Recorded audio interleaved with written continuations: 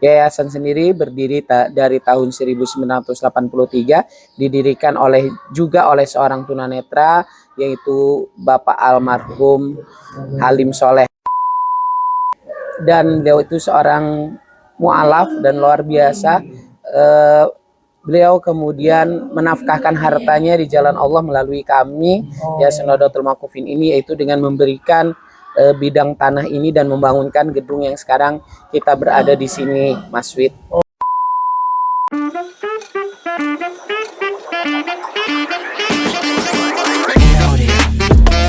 Assalamualaikum warahmatullahi wabarakatuh. Kali ini kita ada di pesantren tunanetra yang ada di daerah Serpong. Dan di sebelah saya ada namanya Pak Ade. Assalamualaikum Pak Ade. Waalaikumsalam, Mas Wid. Pak Ade ini, beliau ini adalah kepala sekolah sekaligus ketua yayasan yang ada di sini, di pesantren tunanetra ini. Nah, saya kepingin tanya sedikit nih Pak Ade. Ya. Mungkin sejarah awal yayasannya dulu deh Pak Ade. Dulu yayasan ini apa namanya dan berada di mana, kemudian sampai bisa ada di sini nih. Ini gedungnya bagus banget nih Pak Ade. Alhamdulillah. Iya, silahkan Pak Ade. Bismillahirrahmanirrahim. Singkat saja menceritakan, yayasan kami ini bernama Yayasan Nahdlatul Mauqufin, yang artinya itu Taman Tunanetra. Karena diharapkan melalui yayasan ini bisa menjadi wadah bagi para tunanetra untuk berkreativitas, mengembangkan diri, khususnya di dalam pembinaan pendidikan keagamaan Islam.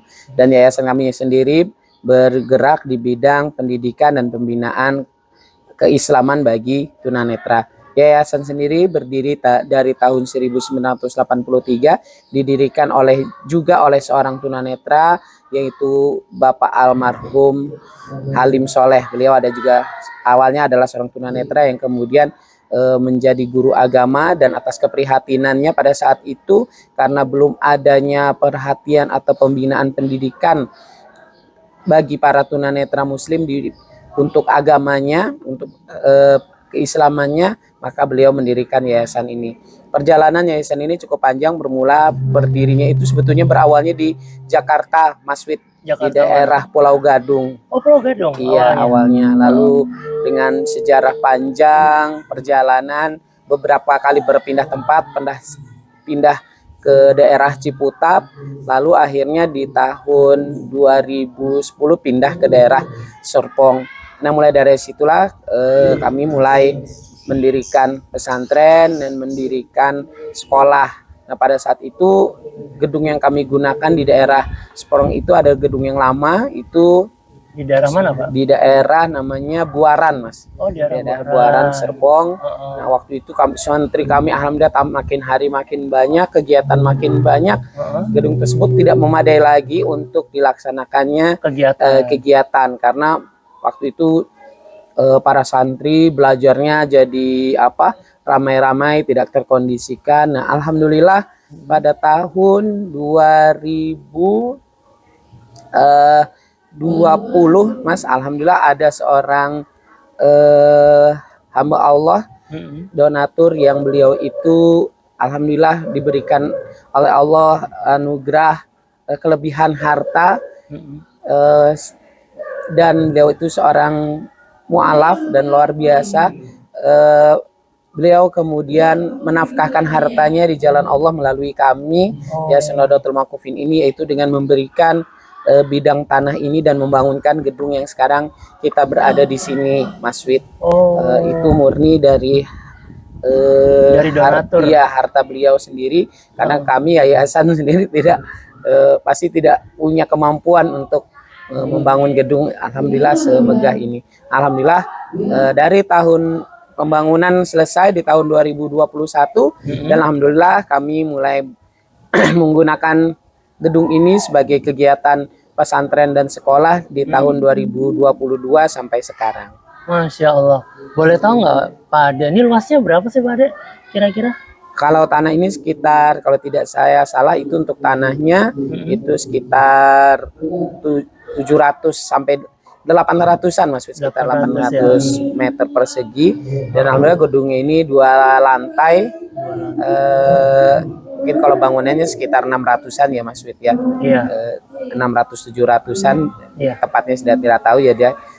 Dan di gedung ini digunakan untuk asrama, menginap santri, dan juga kegiatan belajar mengajar, baik pelajaran pesantren dan kegiatan sekolah. Ya, Pak, kalau boleh tahu Pak, di sini ada berapa santri ya Pak ya?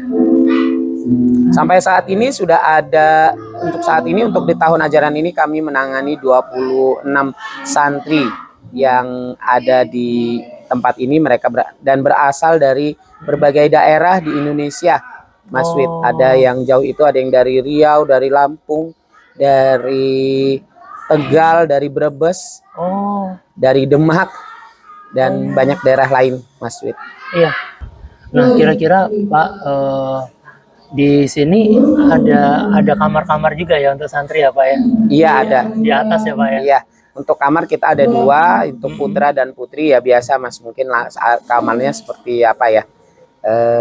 Barak gitu ya, jadi tidur rame-rame gitu. Jadi satu kamar luas, ada beberapa tempat tidur ya Pak di situ ya? Iya, betul. Iya. Nah, konsepnya ini kan saya lihat ya, kalau di plangnya di depan itu ada sekolah, ada pesantren. Nah, sekolah sama pesantren ini berarti jumlah muridnya sama ya Pak? Atau beda? Sama. Oke, jadi konsep sekolahnya itu apa? Pada waktu pagi atau gimana nih? Pesantrennya kapan nih Pak berarti?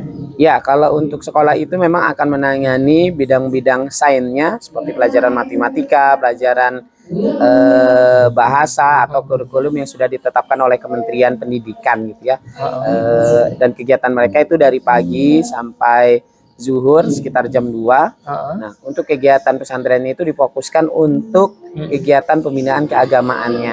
Dan untuk pesantren sendiri penekanannya itu alhamdulillah di Al-Quran, mulai dari menghafal, belajar, dan untuk tambahan ilmunya kami berikan juga mereka ilmu-ilmu pengetahuan keagamaan, juga keterampilan keagamaan seperti berpidato, muhadharah, bahasa Arab, Masya Allah, dan memimpin doa, dengan harapannya mereka nanti di masyarakat betul-betul bisa menjadi umat Islam yang bermanfaat bagi manusia di sekitarnya ya Pak. Iya. Satu lagi Pak, ini ada pelajaran ngaji dengan huruf Braille ya? Iya, memang program unggulan kami yaitu pelajaran Al-Quran dengan huruf Braille. Selain mereka belajar dan juga insya Allah menghafal. Alhamdulillah untuk tahun ini santri kami itu ada yang sudah hafal sekitar 5 juz, Mas Wid. Wah, Masya Allah, Alhamdulillah. Nah, kalau Braille-nya itu yang di dalam Al-Quran itu pakai bahasa Arabnya, tulisan Arabnya atau gimana sih Pak? Saya kurang paham. Tulisan Arab juga, Mas Wid. Arab ya, tapi dalam bentuk Braille. Iya, ada alifnya, ada hijaiyahnya, ada harokatnya sama. Wah, gila ya. Ini jadi teman-teman yang di luar sana, kita sebenarnya cukup malu kalau kita tidak mengupayakan untuk tetap mengaji ya Pak Ade. Iya, betul. Karena teman-teman di sini dengan segala keterbatasannya malah jago ngaji, bahkan ada yang hafal sampai 5 juz. Di sini saya juga belajar banyak sih Pak Ade. Maksudnya teman-teman di sini semua mandiri Pak Ade, saya lihat ya. Iya, adik-adik semuanya. Dan kalau kita masuk ke dalam gedungnya memang sudah terdesain untuk teman-teman di tunanetra ini, sampai lantainya juga didesain khusus ya. Iya, Mas Wid. Jadi semuanya udah terkoneksi dengan baik. Luar biasa. Pak Ade, saya terima kasih banyak Pak, di waktu yang singkat ini Pak Ade mau meluangkan waktunya untuk saya. Terima kasih juga, sehingga Mas kita Wid. bisa ngevlog di Cerita MW. Ada yang mau disampaikan, mungkin pesan-pesan untuk teman-teman di luar sana Pak Ade? Ya, teman-teman di luar sana, mari bersama-sama kita meningkatkan keimanan kita, terutama dalam ilmu agama ya, terutama dalam mempelajari Al-Quran, karena Al-Quran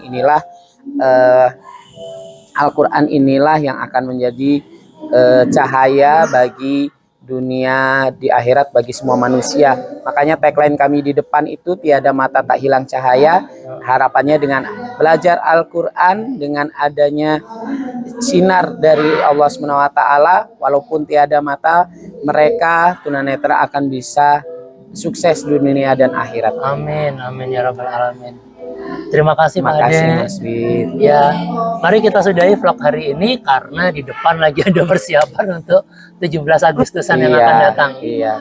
Saya Wiwit pamit. Pak Ade juga pamit. Ya. Wassalamualaikum warahmatullahi wabarakatuh. Waalaikumsalam warahmatullahi wabarakatuh.